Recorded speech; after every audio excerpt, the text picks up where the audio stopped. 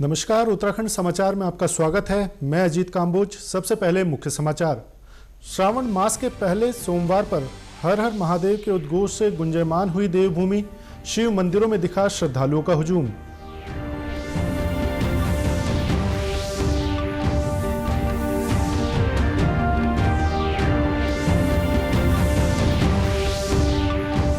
सावन के पहले सोमवार पर कांवड़ियों से गुलजार हुई धर्मनगरी। मुख्यमंत्री ने सभी शिव भक्तों का किया स्वागत और अभिनंदन।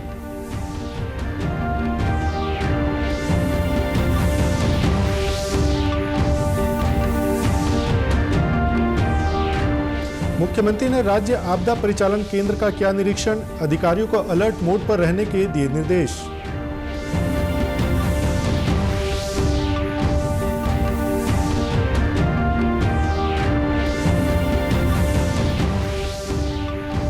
और मुख्यमंत्री ने चयनित 153 असिस्टेंट प्रोफेसर और अधिशासी अधिकारी कर व राजस्व निरीक्षकों को नियुक्ति पत्र वितरित किए। अब समाचार विस्तार से। आज श्रावण मास का पहला सोमवार है। प्रदेश के विभिन्न शिव मंदिरों में सुबह से शिव पूजन के लिए श्रद्धालुओं की भीड़ देखने को मिली। द्वादश ज्योतिर्लिंग भगवान केदारनाथ में आज ब्रह्म मुहूर्त में विभिन्न अभिषेकों के बाद विशेष श्रृंगार के साथ ज्योतिर्लिंग की पूजन अर्चन की गई। वहीं मौसम की तमाम चुनौतियों के बावजूद भी भक्तों की आस्था मौसम पर भारी पड़ती नजर आ रही है। बाबा केदारनाथ के जयकारों से संपूर्ण केदारपुरी गुंजयमान हो गई। इधर का वेदर मुझे बहुत अच्छा लग रहा है। यहाँ की व्यवस्था जिस तरीके से कर रखी है बारिश में लोगों के लिए, वो बहुत अच्छी व्यवस्था कर रखी है। प्रॉपर लाइन से आ रहे हैं लोग। सोमवार है, पहला सावन है, बहुत अच्छा लग रहा है। इतना आनंद में है, बहुत ज़्यादा आनंद में है। मन एकदम बहुत खुश है।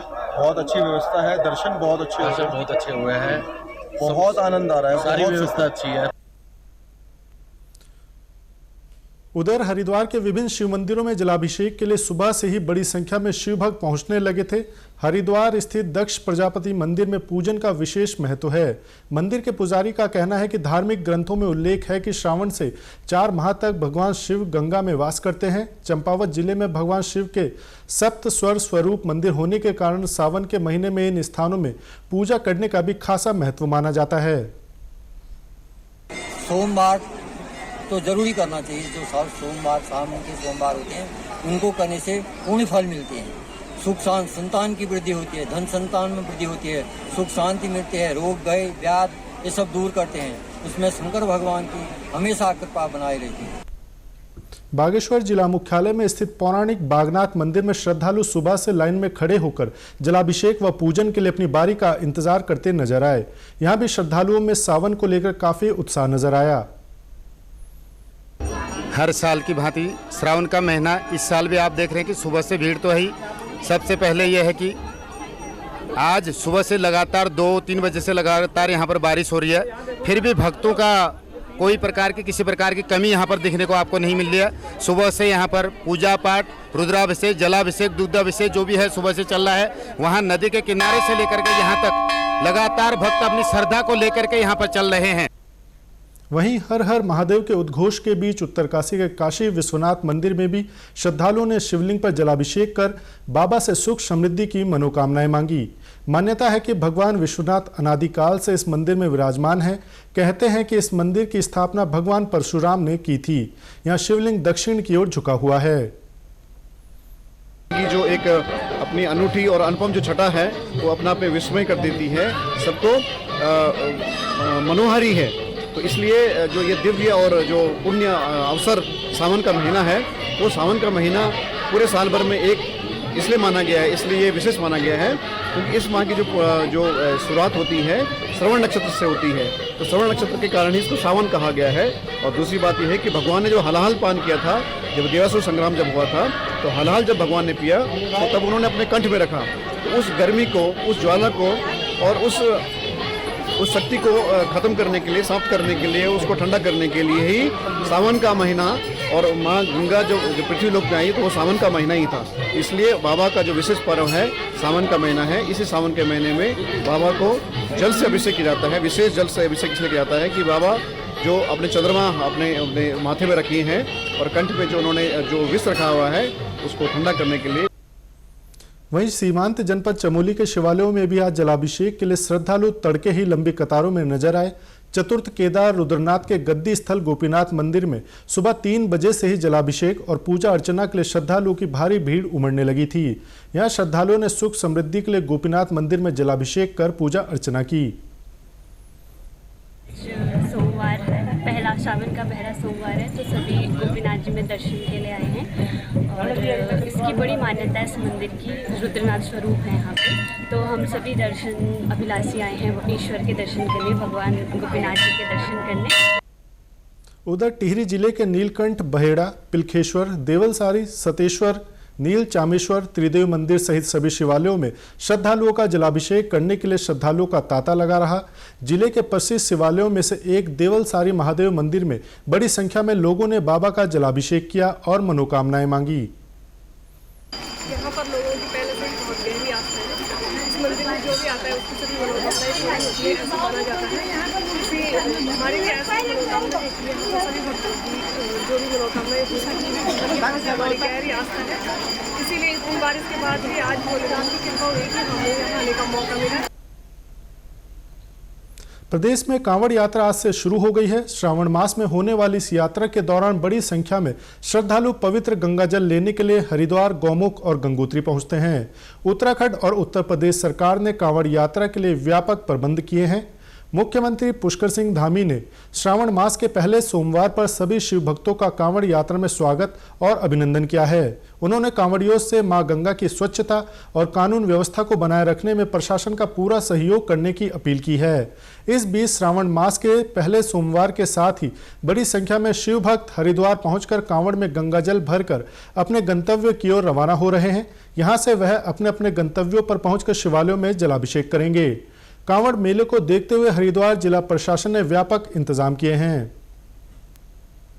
आज का जो दिन है सोमवार का, सावन का पहला महीना, पहले ही सोमवार, बड़े भाग्यशाली लोगों को दर्शन होते हैं।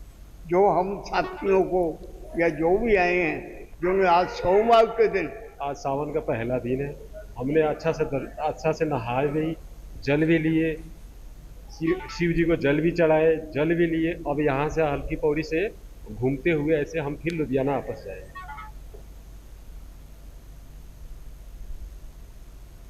इस बीच हरिद्वार को 126 सेक्टरों और 14 सुपर जोन में बांटकर कांवड़ मेले की व्यवस्थाएं की गई हैं।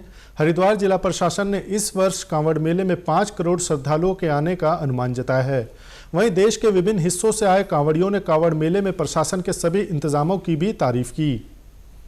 इस समय हरिद्वार का जो माहौल है शिवमय हो गया है। हर तरफ बम बम बोले, हर हर महादेव का जयघोष सुनाई दे रहा है।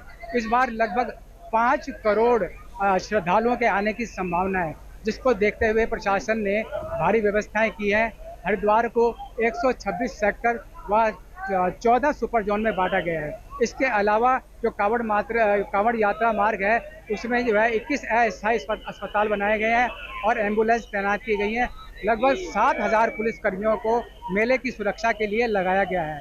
और इस बार जो है पुलिस प्रशासन ने यूपी की तर्ज पर कांवड़ मार्ग में पड़ने वाले जो भी यात्रा के जो ढाबे हैं, जो होटल हैं या सामान बेचने वाले हैं, उनको सत्यापन कराया, उन्हें अपना नाम आदि लिखने का भी निर्देश दिए हैं। तो कुल मिलाकर अगर देखें तो हरिद्वार में कांवड़ मेला इस समय चरम पर पहुंच गया है। और जो यहाँ पर जो हाईवे है या कांवड़ यात्रा का जो उनकी कांवड़ पटरी मार्ग है, हर तरफ जो है कांवड़ियों का सैलाब नज़र आता है, जिसको देखते हुए यहाँ पुलिस प्रशासन ने जो है डाइवर्जन प्लान भी लागू किया गया है। इस यातायात डाइवर्जन प्लान के तहत हाईवे पर भारी वाहनों का जो है आवागमन बंद कर दिया गया है और बाहर से लोगों को हरिद्वार आना चाहते हैं, उनसे अपील की है कि वे डाइवर्जन प्लान को देखकर ही हरिद्वार आएँ। और 2 तारीख को प्रदोष के दिन जो है सभी कांवड़िये अपने अपने अभिष्ट शिवालयों में शिलाभिषेक कर अपनी यात्रा को विराम देंगे। Devendra Sharma, DD news, Haridwar. यहाँ रुकेंगे एक छोटे से ब्रेक के लिए, आप बने रहिए हमारे साथ।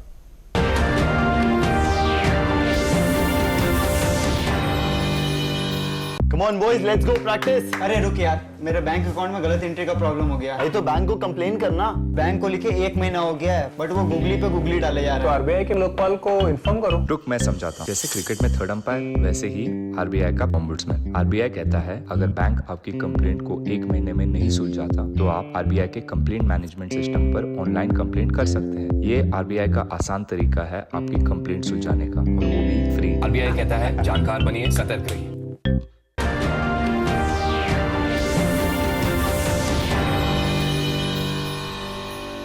ब्रेक के बाद एक बार फिर आपका स्वागत है।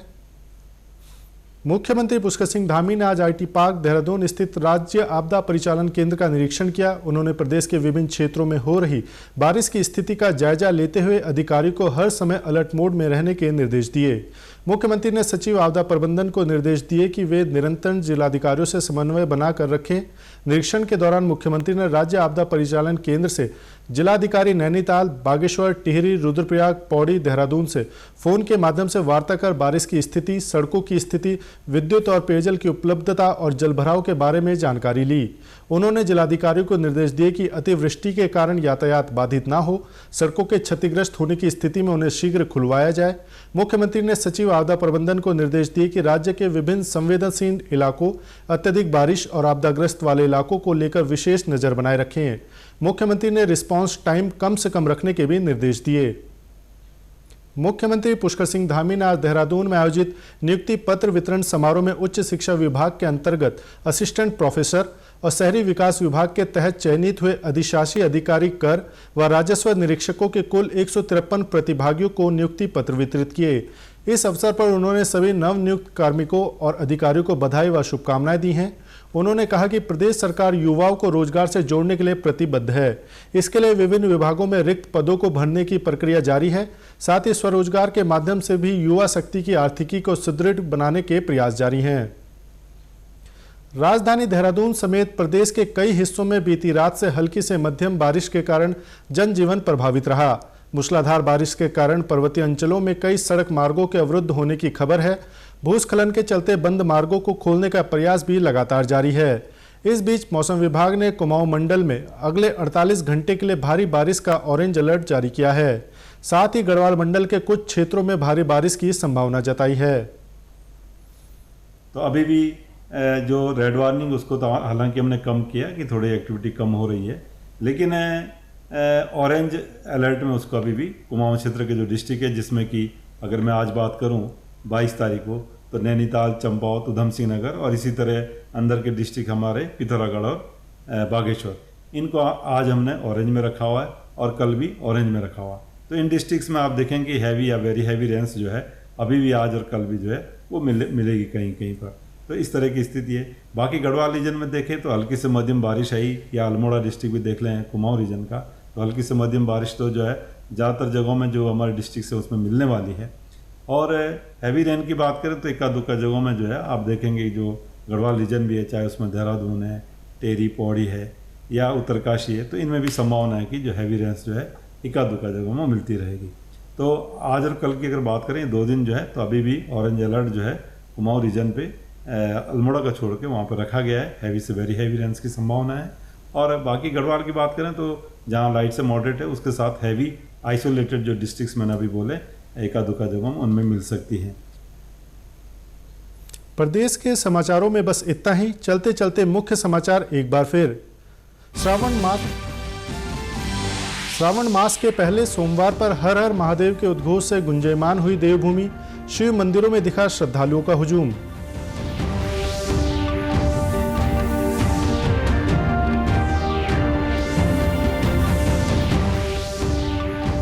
सावन के पहले सोमवार पर कांवड़ियों से गुलजार हुई धर्मनगरी। मुख्यमंत्री ने सभी शिव भक्तों का किया स्वागत और अभिनंदन।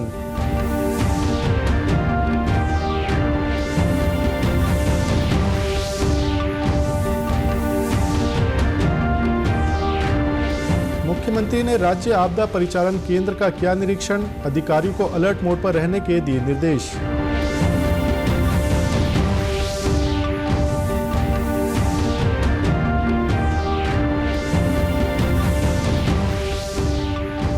और मुख्यमंत्री ने चयनित 153 असिस्टेंट प्रोफेसर और अधिशासी अधिकारी कर व राजस्व निरीक्षकों को नियुक्ति पत्र वितरित किए। प्रदेश से जुड़ी अपडेट्स के लिए आप हमसे सोशल मीडिया के माध्यम से भी जुड़ सकते हैं। हमारा एक्स हैंडल है DD_News_देहरादून। हमारा फेसबुक पेज है DD न्यूज़ उत्तराखंड। हमारे YouTube channel DD news Uttarakhand को आप सब्सक्राइब करें और हमारे Instagram page DD news Uttarakhand को भी फॉलो करें। नमस्कार।